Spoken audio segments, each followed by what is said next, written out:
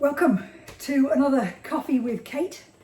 I'm in the house this time. I'm not down in the studio because it's too blooming hot. And at this time of year, my studio becomes a bit of a greenhouse. Yeah, so excuse the creaking of the furniture. And here's my little co-star.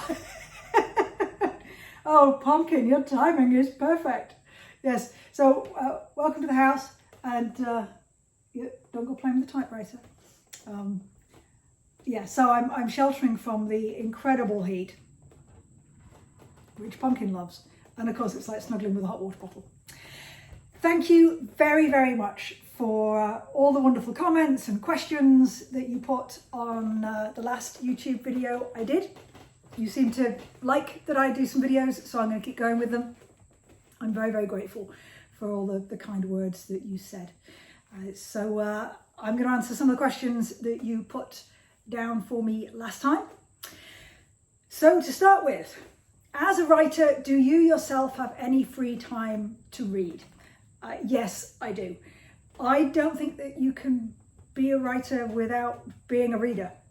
It's just my thoughts on that. You have to read. You have to read around the genre you write in, but you also need to read well beyond that. This is only a tiny, tiny portion of the books in our home. This is going to become a kind of library which extends beyond that way. But our carpenter's done a runner, so eventually we'll get it done. So yes, I read a lot of mysteries, a lot of non-fiction for research that I talked about last time. I have a pile of about 5 books by the side of my bed.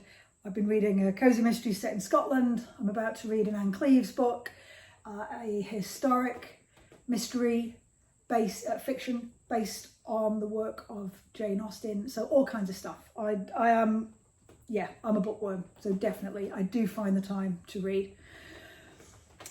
I had another question, which is actually from the previous videos I used to do. What literary pilgrimages have you gone on? Well, in my teens, I was a huge Shakespeare fan, pretty obsessive, to be honest. And I used to go on school trips to Stratford-upon-Avon.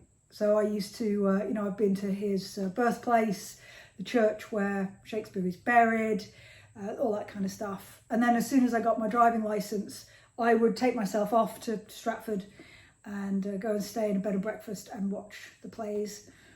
I would drive down on a Friday, watch a Friday night show, see a Saturday matinee, see a Saturday night show, and then come back on the Sunday. I've been to the Globe Theatre in London, that kind of stuff as well. So Shakespeare was a classic case of me going on pilgrimages on a regular basis. I've been to Charles Dickens Museum, which is in one of his homes. So yeah, that kind of stuff does interest me. Okay, another question. I know you were a writer when you were younger. What steps did you take in your life that enabled you to fully follow your passion? Yes, that's right. I did write in my teens quite a lot. That's an interesting question. What steps did you take in your life that enabled you to fully follow your passion? I don't think I ever consciously took any steps. I think that, bearing in mind I come from a theatre background and I did all sorts of different jobs to, pay the bills whilst I was doing poorly paid theatre work or whatever. I've never been afraid of taking chances. I've never been afraid of taking, low paid jobs. I just learned to say yes to all sorts of opportunities. So I just kind of, you only get one life, make the most of it. And, I don't own sports cars and mansions, but I don't care. I would much rather have had all the fantastic experiences I've had traveling with theatre companies, and in one case an opera company, and publishing work. That's so much more important to me. So I just learned to take risks and just do whatever I fancied doing. And I don't mean that completely frivolously, but I didn't get a standard office job and follow a career path. And I think that helped, because now I'm just prepared to say, you know what, I'm gonna have a go. And that's what I've done. What was your favourite story when you were a kid? Well, the things I remember the most, actually, it's poetry. And every night before I went to sleep, my dad would sit on the end of the bed and read poetry to me, because we both loved that. And one of my favourites is called The Dormouse and the Doctor by A.A. Milne. I absolutely love that. I've got the first verse in front of me. There once was a dormouse who lived in a bed of delphiniums blue and geraniums red. And all the day long he'd a wonderful view of geraniums red and delphiniums blue. And it goes on. I love that poem.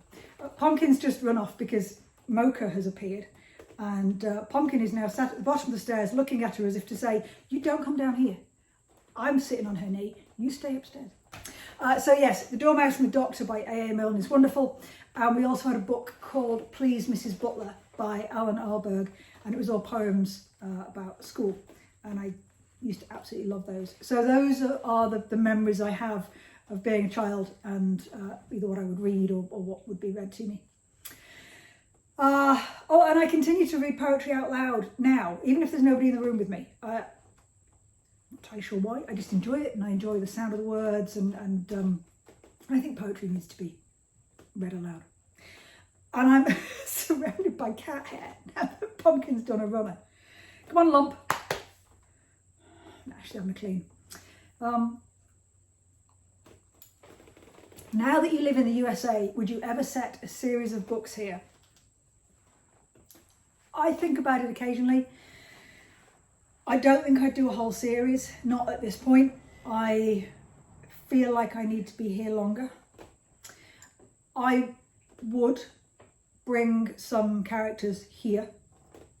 I don't have any plans to yet, but you know, the idea of bringing maybe Sophie and the crew to New York for some reason, or Joyce and Ginger have a girls' weekend in the city or something, I think that would be quite fun to do. So it's not currently on my schedule, but I would not be averse to bringing some of them over here. So who knows? It's a possibility. And to be honest, it really is too hot to be drinking hot coffee, but I've got to feed the addiction. So, on to some questions that aren't literary related. Where do you get your food ideas? Are you a baker? And somebody else asked, in your books, there is a significant role for baked goods. Are you yourself an avid baker or more of an appreciative consumer? Short answer, both. I do have a very sweet tooth, and I enjoy, having cakes and the rest wherever I go. However, I do love baking. I don't bake so much now. When I was back in the UK, and particularly when I worked at Hampton Court Palace. Come on, Pumpkin, you gonna come back? No, she's gonna sit behind the camera and judge me. When I worked at Hampton Court Palace, I did get a bit of a reputation for bringing in baked goods, particularly cupcakes. And I would try all sorts of different recipes.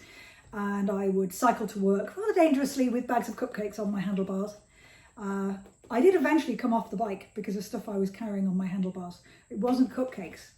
I would have happily had an injury in the name of cupcakes, but it wasn't. It was something else. Anywho, I'd cycle in with cupcakes and bring them in for my management team. They used to laugh and tease me and say that the person who ended up eating the most was me. But I have to try them and be able to improve on them. I would also bake cakes of various kinds that I would take to meetings or training sessions and then ask people for donations, and that money would go to charity. So I used to do a lot of baking like that. I don't now because I don't have a team of people to take them for. I mean, I have neighbours who are very happy to receive cakes from time to time, but my wife doesn't have a sweet tooth. I have too much of a sweet tooth. I did once bake, the famous banana bread during the pandemic, and I ate 2/3 of it before I took any over to the neighbours. So that's a bit of a problem. It's one of the reasons that I started baking dog biscuits, because I love baking. I find it quite relaxing and calming, but I can't, I haven't got a bunch of people to feed. So this way I get to do the baking, I get the pleasure out of it, but I have a lot of dogs in my life, and dogs are fantastic. They seem to love it all. I haven't had any criticism so far from the various pups. So that's why I make dog biscuits, because I love baking and I just don't have anything to bake for. When I travel, I love trying the different local cuisines. Do you like to do the same? Were you ever surprised by your liking of something new? Like my surprise at really liking haggis in Scotland after hearing all the stories about it. Well, first thing, yay to liking haggis. Fantastic. You will largely all know by now that haggis is my favourite food. And people that say, I wouldn't eat that, I'm going to bet you eat hot dogs.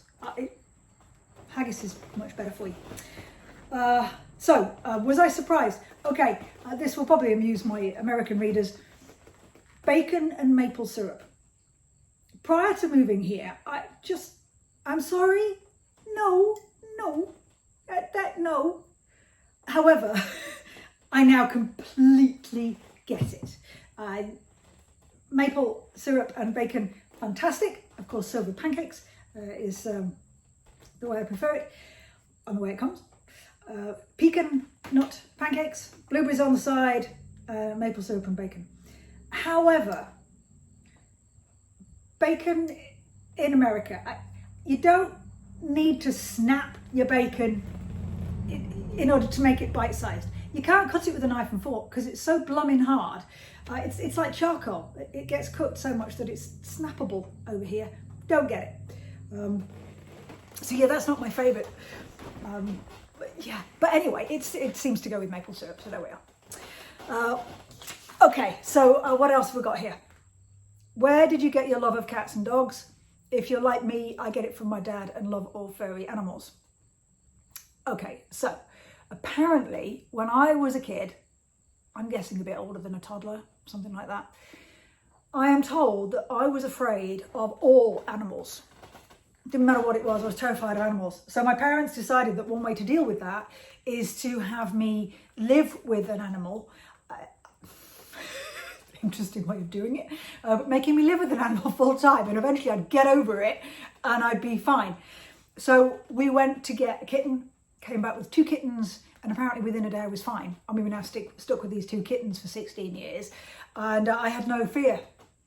But it was a wonderful thing to do, and we had 2 cats growing up, and we've always been a cat household, as is my brother.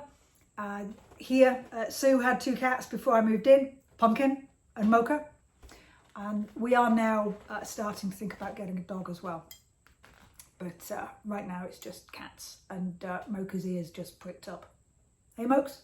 No, it's not Mocha, it's Pumpkin. Sorry Mocha. Pumpkin, come here. Come on. She doesn't want to do them anymore. Okay. I've had a question. I'd like to know more about your wife, what she does and how you met, etc. Well, I'm going to give my wife, Sue, a bit of privacy. But what I will say is we met riding motorbikes over the Himalayas, as you do. Not about how we met story.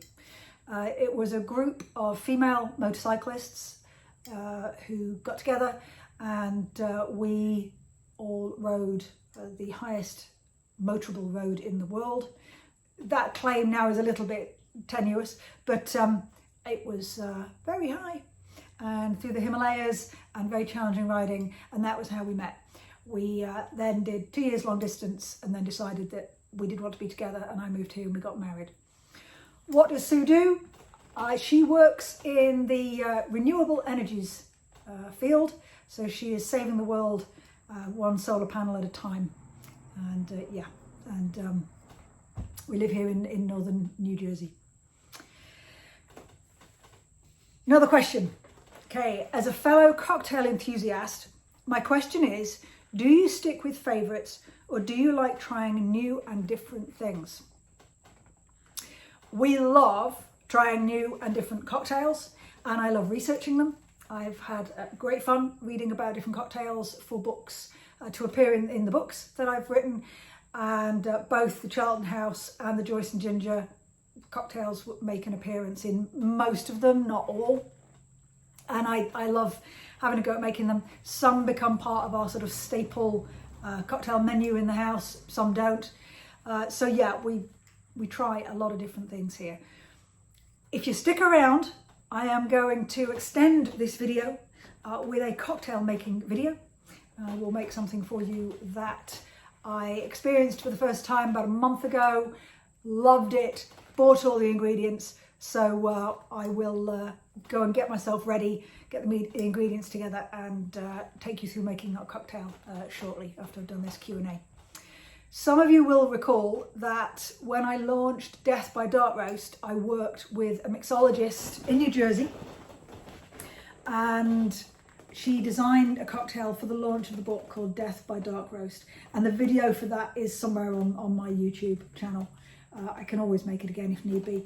That is a fantastic gin, coffee and cinnamon based cocktail, which is wonderful.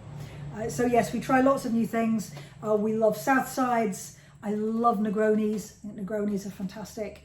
A lot of gin based cocktails is what we like, but I'm also trying an increasing amount of bourbon and whiskey based cocktails. So yes, I will show you one of my cocktails shortly.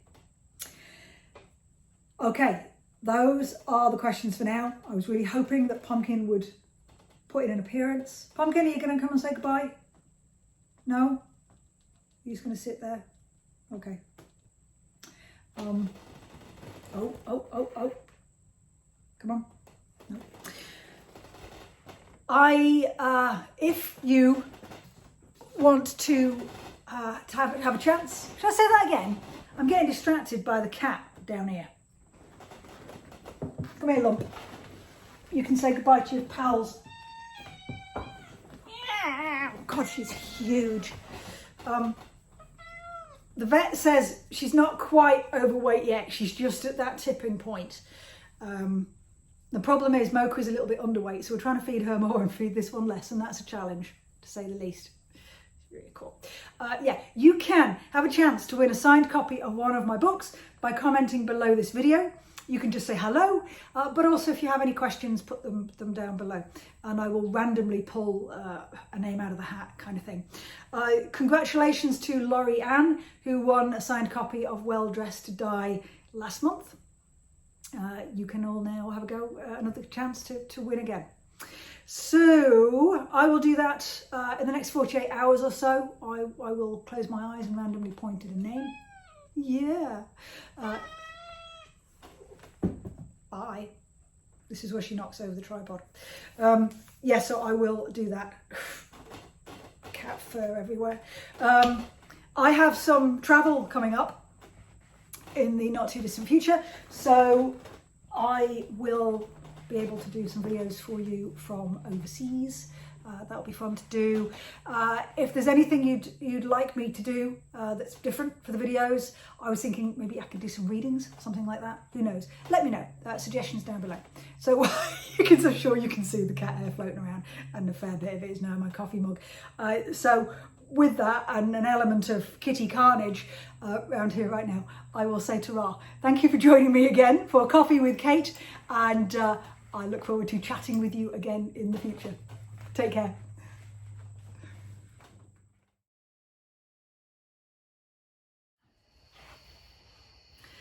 So I promised you that I would show you how to make a cocktail that we were recently introduced to and loved. So here we are.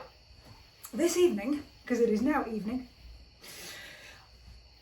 I'm going to make, this is going to go well, I haven't even started drinking them yet, I am going to make a Whiskey Rebellion.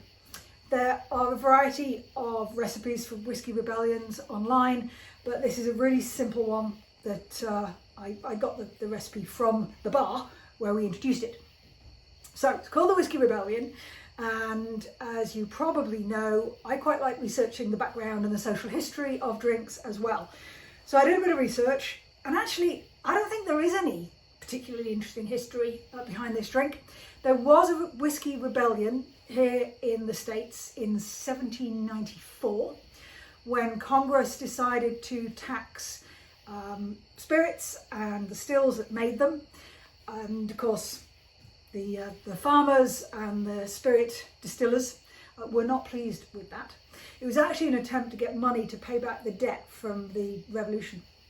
Didn't go down very well. There was a full-scale revolution. However, I can't find any ties to the drink and that event. I think it's a particularly good drink for me because it uses Pimm's, which is typically associated with the very English drink of Pimm's in the summer that you see them drinking at Wimbledon, at the tennis tournament, and American whiskey, or bourbon, or whatever really. The recipe does call for the American whiskey.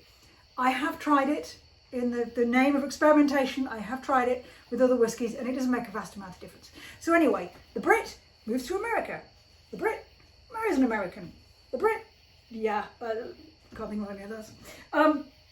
So I'm going to make you a whiskey rebellion. Start off with your Pimm's. Oh, I haven't got anything to measure it with. Hang on a minute. I don't know what was in this before. Right, so, I'm an absolute professional, aren't I? You get 1 ounce of Pimm's. Shove that in your cocktail shaker. You get 1 ounce of your bourbon, whiskey, whatever. And it doesn't have to be fancy stuff. This just happens to be what we have in the liquor cabinet right now. How's that? 3/4 of an ounce of lemon juice. 3/4 of an ounce of simple syrup. Please don't buy simple syrup. It's called simple syrup for a reason. It's dead simple. 1 amount of sugar, matching amount of water, boil it, simmer it till the sugar goes away, and you've got simple syrup. No excuse for not making your own. Joke. I do have an audience member who has yet to laugh at any of my jokes, but I'm not sure I actually... Oh, there's the ice being shaken. I sort of made any jokes, I've just been a muppet. Okay. Ooh. Give it a good shake.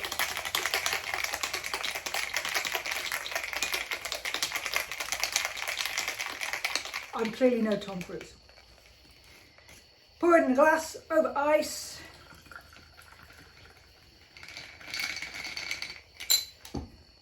Get yourself a bit of lemon peel.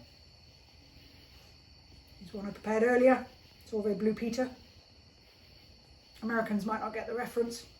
Blue Peter, kids show, part of every British person's youth, Blue Peter. Stick that in there. Drink.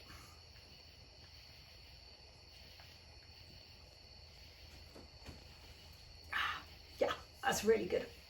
So a whiskey rebellion, dead easy. Pimm's, whiskey, lemon, simple syrup, ice, twist of lemon, gorgeous bartender, and you've got yourself a good drink. So that's it.